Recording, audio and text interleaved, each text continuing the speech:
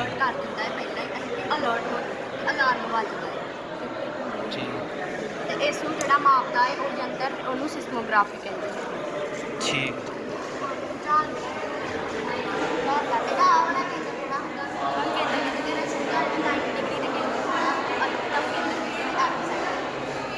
ਇਹਦੇ ਵਿੱਚ ਕੀ ਯੂਜ਼ ਕੀਤਾ?